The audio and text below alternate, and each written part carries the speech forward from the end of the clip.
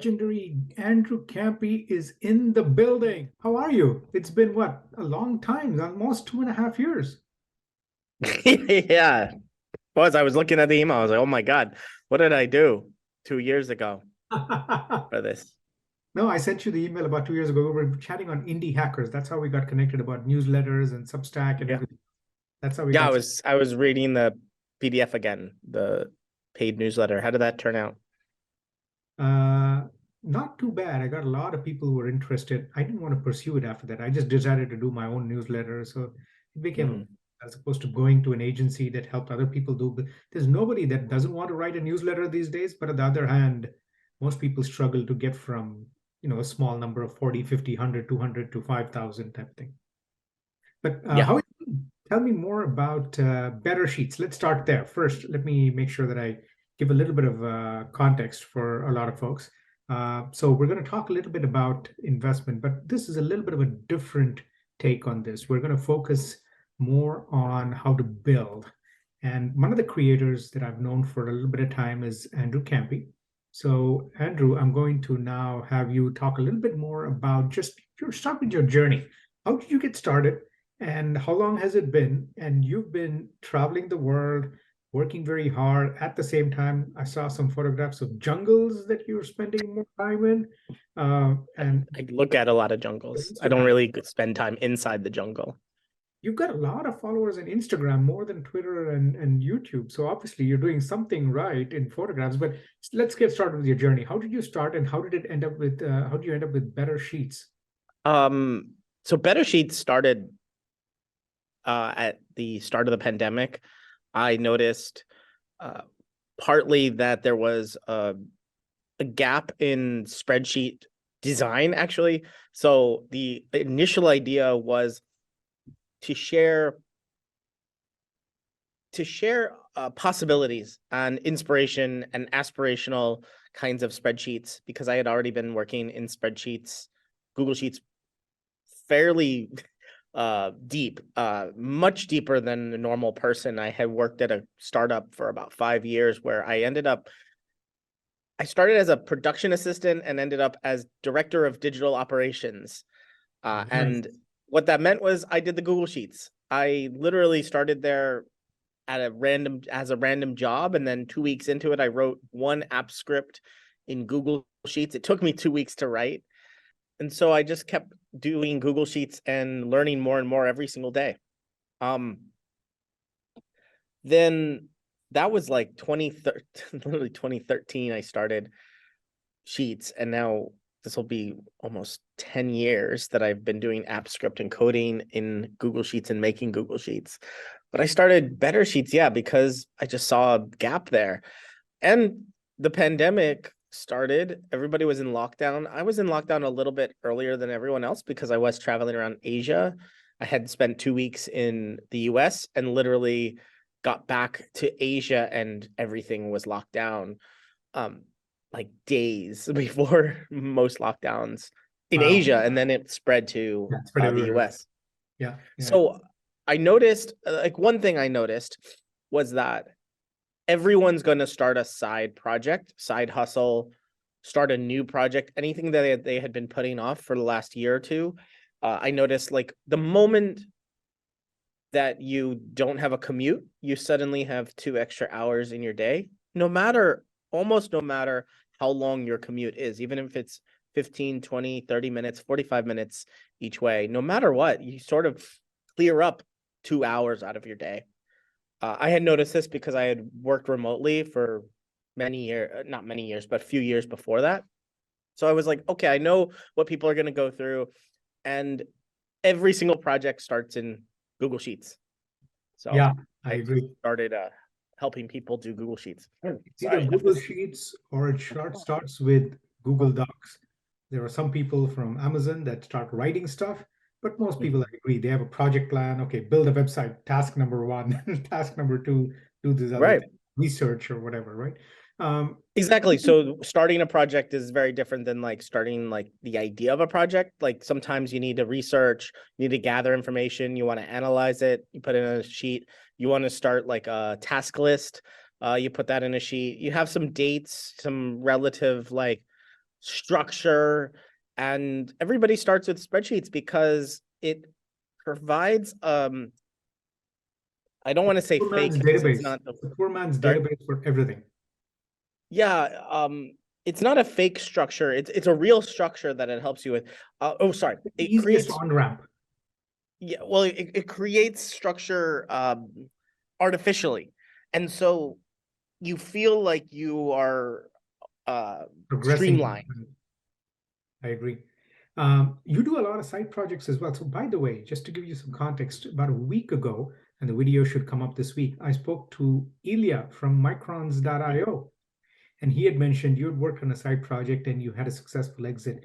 Tell us a little bit about that. How do you go about figuring out how to invest in some of your side projects? What is the process that you use to say, okay, I'm going to do this versus no, I'm not going to do this?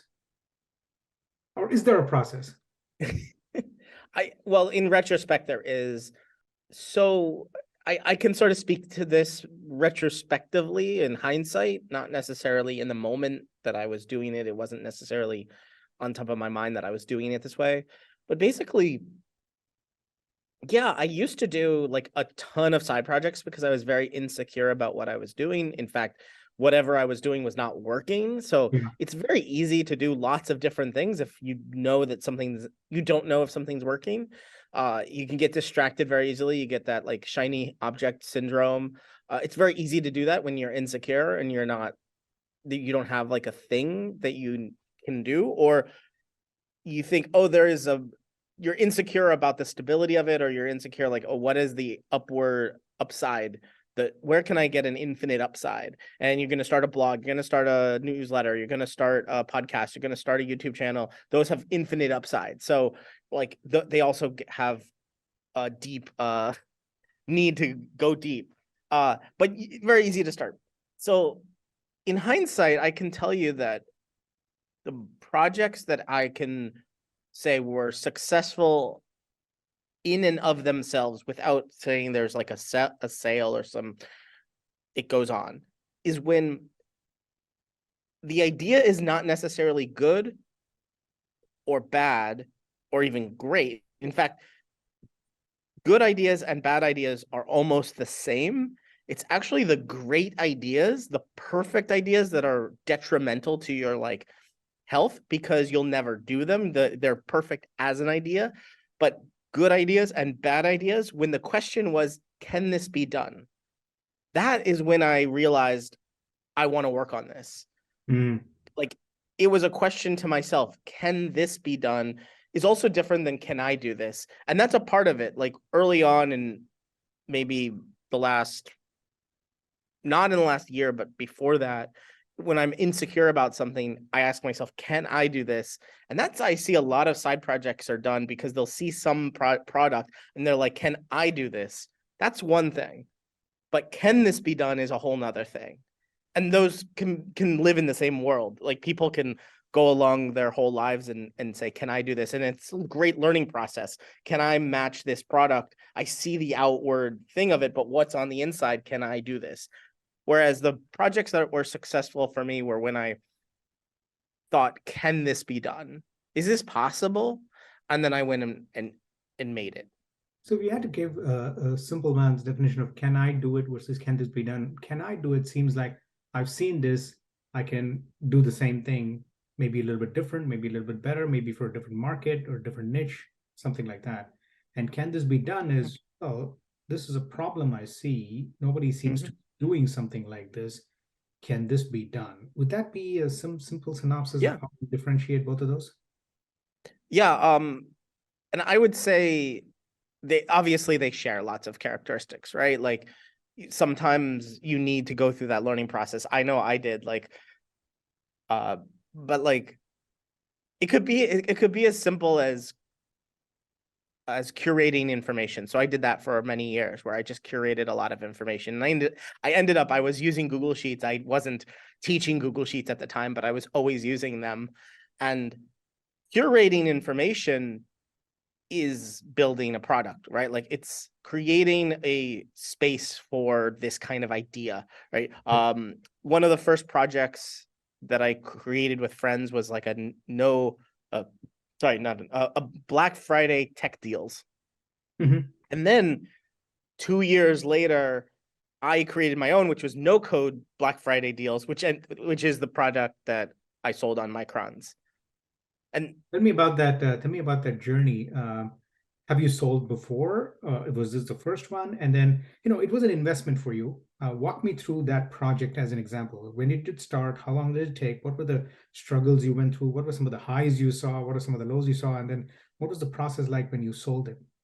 I'm so embarrassed about this. I'm so embarrassed to talk about this because that particular product or project literally took me less than 24 hours. I launched it in 24 hours. I used Card, which is a no code Yep. um Single website page builder. designer. Yeah. I used a Google Sheet for the database, Stripe payment link for getting I got a sponsor, and then yeah, I bought a domain. That was it. This That was was a whole Black setup. Friday tech deals, no code. Yeah, so I think at the exact same time I did two versions. There was like two web like because 2 years before I had already done this where it was a 48-hour project and it was three of us that curated the deals. So I knew, okay, like one, I need to find deals. Two, I need to ask people for deals. Cause like if you can find deals, almost anyone else can do that. But if you can uh get deals, like the inflow Right. of information to you, that is going to be something Hard. that not many people can do. Or even if they can do it, it is monumentally harder. So that's what I did, and it took hours, and those two processes also happened at exactly the same time. So it was a parallelization of work where it wasn't like, okay, I built the thing and then I went and filled it out and then I went and marketed it.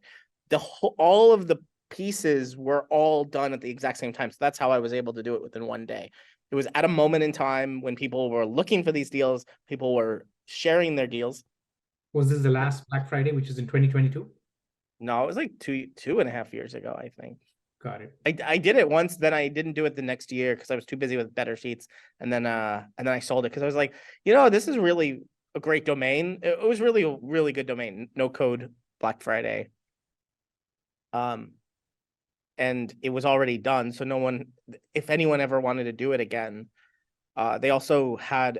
So there's also a weird little monetization thing that's easy about this kind of thing.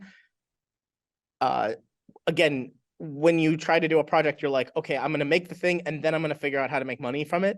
But with this kind of a list of businesses who are trying to get promoted, it's very simple to go to the business and say, do you want to be at the top? So the monetization is all part of it. So the parallelization of all the work made it a very simple product and a very simple project. Yeah, that's good. That's a good deal. When you sold it, um, did you feel like part of you had left, or did you feel like, no, this is a good exit, No, look this up, I'm on to my next thing? No, I've heard that before. I've heard some other people talk about that. I've sold other things. I've sold much bigger things. One, I sold a newsletter that I ran for 2.5 years that felt like a big deal, but it was also was like at a time where one, I knew I could not work on it anymore. Two, I knew not just I couldn't work on it, but also there were other people that could take it much, much farther. And in fact, the person who took over my newsletter, now it's 3 times the size that I was running it at. Um, I think I sold it at like 7,500 subscribers, and now it's at 23,000 subscribers. Wow. Yeah. So, and that person was an expert at pay per click. So, and that was literally one of the things that I was like, yeah, I did like $500 on Facebook ads, and I was like, okay, it works, but like, there's probably people that can do this a lot better than me. And literally, the guy who bought it was like a pay per click expert. That's awesome. Yeah, I think what I've seen is there is a whole host of people that are willing to invest in these businesses, either as a side project, or some of them are intending to actually take the side project and make it their big thing to go forward with. The reason I say that is because I did some analysis. I have 27 websites that I track that sell businesses online, from very small 100, 500 dollar things all the way up to millions of things, right? From Flippa Mhm. to Empire Builders to Buy Sell Biz, et cetera, et cetera, et cetera. There's so many of them, 27 of them. And I keep tracking the deals and looking for these on an ongoing basis.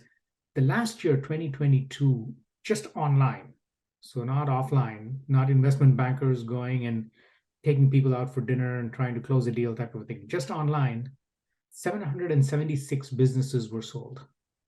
Mhm. And is that most ever, right? Most ever. Well, that's expected, right? They're just taking off. Yeah, Seven but it's of not them just were over a total million businesses, bucks. like the size of businesses that can be sold. Like now you can sell businesses that A, are losing money, B, are break even, or C, are a little bit Losing. profitable. Whereas before it felt like everyone needed to be extremely profitable in order to take over a business. Yeah, I think what I've also learned is there are people that have specific skills, like the gentleman or the lady that bought the newsletter from you. They want to use that skill along with a specific area where they can maximize the potential a little bit more, Yeah. right? So they're like, okay, I know how to do this PPC thing. I don't know how to do the newsletter thing initially. I don't have an audience. It takes too long to find an audience. I don't want to start from scratch. Well, I know how to do this well. Let me take that skill and apply it to multiple things. Let me ask you a The other question. reason, I mean, I can tell you exactly the reason the person bought it too, was they were working in the same space and they literally were like, I have a website that I want to build, that they built. It has no traffic, and they knew like, okay, they can do SEO, they can build all this stuff. It's just going to take some amount of time. And they were in a moment of build it or buy it. They're like, do I want to sit here and get the first 7,500 subscribers to my list in about 1 to 2 years, or can I buy something at a price that's okay for, buying something under 10,000 subscribers? And they made that decision, right? It was build it or buy it. They bought it. Yeah. No, I think the other thing that I've learned, and we're talking to a lot of people that buy newsletters, is that the newsletter business, in and of itself, if you run one, there are very few, maybe close to about 200 to 500 of them that can run independently as a solo newsletter. Very soon, you have to form a network of newsletters if you want to scale the business. So you become kind of a holding company with 10, 15 different newsletters for different audiences or maybe similar audiences. There's a lot of overlap because people buy it to have a host of newsletters, right? I've seen that as well. So a lot of people I know, about 5 or 6 of them that I've talked to in the last couple of months, would have the strategy of buying a series of newsletters with different audiences, with slightly different changes. Maybe not slightly, but Yeah. according to them, it's a lot different. So they're buying a network of newsletters. This is not And just this is that's the same strategy that podcasts ended up doing, the same strategy YouTube channels did of combining and networking. Yeah. yeah. So one of the things you said on your Twitter channel is I'm going to get to 100,000 or no 100,000 or was it a million users or followers on Twitter. Oh, I'm sorry, on YouTube. Um, you have a YouTube channel. You do a Mhm. lot of YouTube work. Uh, of the four that I checked your presence on, Instagram is where you had the most amount of traction. What do you attribute that to with BetterSheets? I was thinking that's more like a personal side of you, right? That's not the BetterSheets side of it. Yeah, it's a totally separate, it's a complete mirage. Uh it's a totally separate thing. So 2012 to 2013 to 2014, I was trying to become a producer of travel shows in Los Angeles after having worked on cruise ships for 5 years and doing video and film. I thought I would move to LA and combine those two things, because not many people had like 5 years of experience of traveling, like professionally, like all day, every day for 5 years. Um, plus the video and filming experience. So I sort of took a divergence there. I ended up getting a large social media presence. I ended up with a Twitter account that had 100,000 followers. I had my Instagram has something like 49,000. Um, but that was all based on travel content 10 Mm, years ago. And then around 2016, I started traveling personally. So in 2016 and 2017, it was about a year of overlap where I was like, I'll continue posting and continue doing this, but I don't need to. Like, I have no monetary need to continue being a travel influencer anyway. I was already working in the influencer industry. I was already traveling, and those two things I really did want to separate. So around 2017, I just stopped posting on Instagram. I also stopped posting on Twitter, and that Twitter account ended up getting because I didn't post on it for 2 years. It no longer exists. Oh, wow. It's like a banned account or something. Wow. And so the account that I have on Twitter is actually from it is my personal account, but it was like it grew over the last 10 years because the other account was growing, and they're like sort of connected, like they're similar names. Um, so yeah, that was all a past life that I Very can't cool. throw the anchor away from. Let me Hooked zoom into out a it. little bit, get your perspective on one last thing before I let you go. There are lots of business models that are forming online for creators, from people that are doing affiliate websites to people that are doing content-driven sponsorships, people that are building newsletters, people that are building communities. For example, like I think Open is doing one with MicroSAS HQ. I've seen a few other people as well. And you've chosen to go down the route of both training and also building products, right? Mhm. There is different levels of skill that is needed across all of these. Most of the audience that I have tends to be folks that are in a tech job full time for most parts. They have some skills, but they probably don't have skills more on the marketing side, more on the sales side, and they're, as you can expect, a little wary of that kind of stuff. Of all of these models, where do you think there seems to be some interest and capability for people to be able to have a lot of ways to be able to at least have the initial traction going? Is there anything that is there one area that you think most people seem to be at least getting started with a little bit easier than others, or is it more difficult versus others? Um, so what's the question? So the question is Which it which monetizing one? or creating projects on the side? Creating projects on the side, not the monetizing Mhm. part. Um, it's unbelievably easy to do things now. Like there's sort of an explosion of things, and there's an explosion of content. So easy to do content now. YouTube channel's free, a TikTok channel's free, and there's so many variations of content. Uh, People are still making six-figure websites, quote unquote, passively, where the income and the monetization is separate from the production. So if you're doing like the opposite would be like an agency or a services or a gig work. You do the work and you make the money from the work. Then passive income is this like old idea, but it's what I determined it to be is that the amount of work that you put into it is Not separate from related. the amount of monetization, and those two things could be leveraged. So like you write a blog, put AdSense on it, and then make money from traffic, which you have no direct access to get that traffic, except you have a way to leverage it. You have tools like Search Console and SEO you can use, and also publicity. There's so many marketing channels now, pay per click.